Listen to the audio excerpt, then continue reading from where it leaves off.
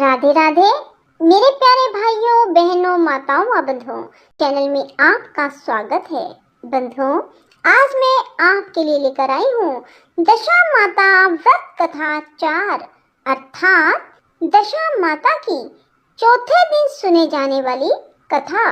बंधुओं, चैत मास के कृष्ण पक्ष की प्रतिपदा तिथि से लेकर 10वीं तिथि तक दशा माता के व्रत किए जाते हैं और दशा माता की व्रत कथा सुनी जाती है।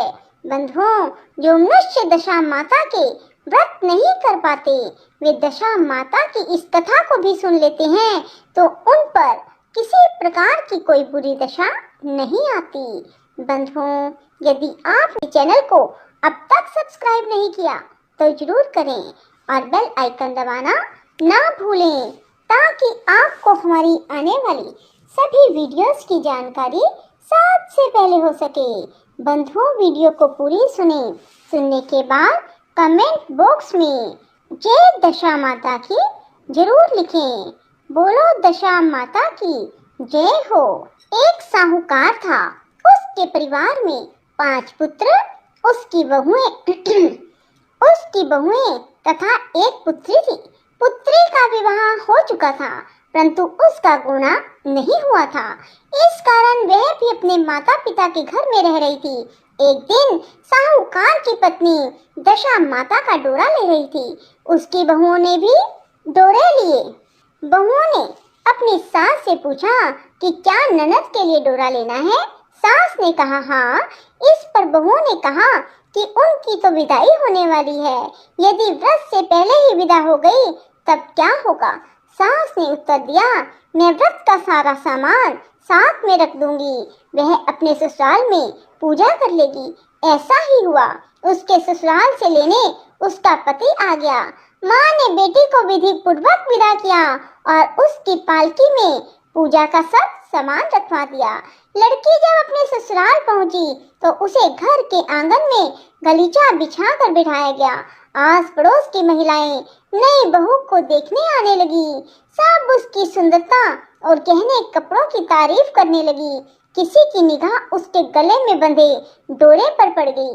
वह बोली, बहू की माँ बड़ी टोटके वाली है। सबकी निगाहें उसकी बात सुनकर उसके गले में पड़े डोरे पर पड़ी। सभी स्त्रियां डोरे के बारे में अपनी अपनी राय प्रकट करने लगी। शाम को सास, ननद, देवरानी, जेठानी, घर की सभी स्त्रियां भी उसी डोरे की चर्चा करने लगी। सब डोरे की निंदा कर रही थी। सुबह से शाम तक डोरे के बारे में सुनते सुनते बहू का दिमाग खराब हो गया। उसने डोरे को गले से उतारकर जलती हुई आग में डाल दिया। डोरे के जलते ही सारे घर में आग लग गई। घर में रखा सब धन धान्य जल गया। सब आदमी अपने प्राण बचाकर घर से भाग गए। अब घर में केवल नई बहू और उसका पति रह गया, बाकी सब भाग गए। घर का सारा सामान जल गया। घर में अब ना खाने को अन्न था, ना ही पहनने के लिए वस्त्र बचे थे। इसलिए दोनों पति पत्नी गांव छोड़कर रोजगार खोजने चल दिए। चलते चलते वे उसी गांव में पहुंच गए जहां लड़की का मायका था। लड़की ने अपने पति से कहा, तुम यहाँ भाड़ झोंको और मैं भी कोई काम ढूंढती हूँ।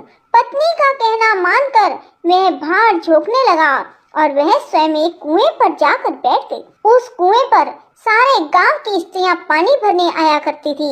उस लड़की की भाभियां उस कुएं पर पानी भरने आई परंतु उन्होंने अपनी ननद को नहीं पहचाना। वे उससे बोली, तुम तो किसी भले घर की लड़की मालूम होती हो, कुछ काम करना चाहती हो तो बोलो। लड़की बोली, काम तो करूंगी परंतु कोई नीच काम नहीं करूंगी। बड़ी भाभी बोली, हमारी ननद ससुराल चली गई है, तुम हमारे बच्चों की देखभाल करती रहना और हमारे घर से सीधा लेकर अपना भोजन बना लिया करना। लड़की इस काम के लिए राजी हो गई। लड़की की भाभियां अपने घर आ गई और सास से बोली, कुएं पर एक अनाथ लड़की बैठी है, वह हमारे घर रहने और बच्चों की देखभाल करने को राजी है। आप कहो तो हम उसे रख लें। सास ने कहा, खुशी से रख लो परंतु आपस में कलह मत करना। सब बहुएं राजी हो गई। वे वापस कुएं पर आई और उसे घर ले आई। वह अपने भतीजे और भतीजों की देखभाल करने लगी और अपना जीवन निर्वाह करने लगी। एक दिन दशा माता का डोरा लेने का अवसर आया। सास के कहने पर सब बहुओं ने डोरा लिया। बहुओं ने सास से पूछा, क्या इस लड़की के लिए भी डोरा लेना है? सास ने कहा, हाँ। बहुओं ने कहा, इसी प्रकार आपने ननद जी के लिए भी डोरा ले लिया था, परंतु पूजा से पहले ही उसकी विदाई हो गई। अब इस लड़की को डोरा दिलाना चाहती हो? यदि यह पूजा से पहले ही चली गई तो क्या होगा? सास बोली, तुम्हारी ननद ने अपने घर जाकर पूजा की होगी। यह लड़की पूजा होने तक किसी घर में रहेगी तो अपने आप पूजा में शामिल हो जाएगी। यही कहीं चली गई तो वहाँ पर ही पूजा कर लेगी। सर्वसम्मति से लड़की ने भी दशा माता का डोरा ले लिया। 9 दिन तक वे दशा माता की कहानी तथा व्रत पूजन में शामिल होती रही। 10वें दिन लड़की की माता व बहुओं ने सर स्नान किया और घर में चौका लगाया और पूजन की तैयारी करने लगी। लड़की बहुओं से बोली, यदि कोई पुराना कपड़ा मिल जाए तो मैं भी स्नान कर लूं। बहुओं ने अपनी सास से पूछकर अपनी ननद की साड़ी उस लड़की को दे दी। अपनी पुरानी साड़ी लेकर वह स्नान करने लगी। उसने सर से स्नान करके साड़ी पहनी और घर आ गई। घर पर पूजा आरंभ हो गई। वह जैसे ही पूजा के पास आकर बैठी, बहुओं ने कहा, यह तो हमारी ननद जैसी लग रही है। इस पर सास ने नाराज होकर कहा, तुम्हारे मन में जो आता है बोलती रहती हो। पूजा के समय भी चुपचाप नहीं बैठा जाता है। चुप रहो, मुझे कथा कह लेने दो। तुम्हारी बातों से कथा में बिगड़ पड़ता है। बहुएं चुप हो गई। घर की सब स्त्रियों ने पारण किया। लड़की ने भी पारण किया। इसके बाद स्त्रियां एक दूसरे का सर गूंथने लगी। एक ने लड़की का सर गूंथना शुरू किया। वह बोली, जैसी गूंथ सिर में है वैसी गूंथ हमारी ननद के सिर में थी। सास नाराज होकर बोली, तुम मेरी बेटी की तुलना इससे क्यों कर रही हो? सास ने बहू को तो डांट दिया, परंतु उसकी बात मन में घर कर गई। उसने लड़की से कहा, आज रात मेरे पास सोना। रात को जब बहुएं सो गई तो उसने लड़की से पूछा, तुम्हारे पीहर में कोई था? उसने जवाब दिया, मेरे 5 भाई और भाभियां थी, तुम जैसे माता पिता थे। उसने फिर पूछा, क्या हुआ? लड़की बोली, पीहर में मैंने दशा माता का डोरा लिया था। उसके पूजन से पहले ही ससुराल के लिए विदा हो गई। ससुराल में पहुंचकर मेरे गले में पड़े डोरे को देखकर वहां की स्त्रियां हंसी उड़ाने लगी। तब मैंने उस डोरे को आग में डाल दिया। उस डोरे के साथ सारा घर जलकर भस्म हो गया। सब लोग भाग गए। हम दोनों भागकर इस गांव में आ गए। उसकी माँ ने पूछा, तुम्हारा पति कहाँ है? लड़की ने कहा, वह बड़भुजे के यहाँ भाड़ झोंकता है। दशा माता के प्रकोप से हमारी ये हालत हो गई। वह समझ गए कि यह लड़की कोई और नहीं उसकी बेटी है। तब उसने अपने 5 बेटों को बुलाकर कहा, यह तुम्हारी छोटी बहन ही है। सवेरा होते ही माता के कहने पर 5 भाई भड़भुजे के यहाँ से अपने बहनोई को लेकर आए। उन्होंने उसको स्नान कराया, उत्तम वस्त्र पहनने को दिए। कपड़े पहनकर वह सुंदर साहूकार दिखाई देने लगा। वह कुछ दिन ससुराल रहकर अपने घर चला गया। घर पहुंचकर उसने देखा कि सब लोग पहले की तरह सुखपूर्वक रह रहे हैं। इसके बाद वह अपने ससुराल आया और अपनी पत्नी को विदा करा घर ले गया। वह अपनी दशा पर विचार करती हुई जा रही थी। मार्ग में एक नदी पड़ी।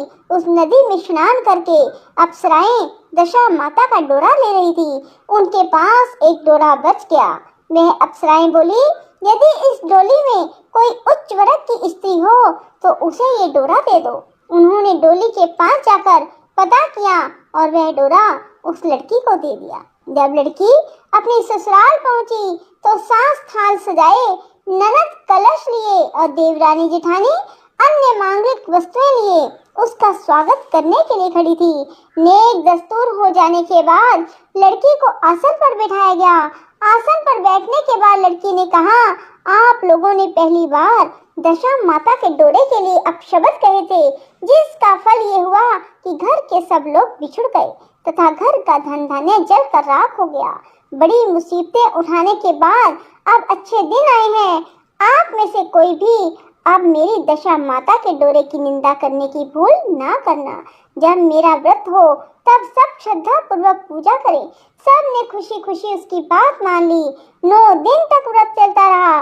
10वें दिन विधि पूर्वक डोरे की पूजा की गई। सास सुहागनों को न्योता दिया गया। उनका श्रृंगार करके आंचल भरा गया। इस प्रकार दशा माता का पूजन समाप्त हुआ।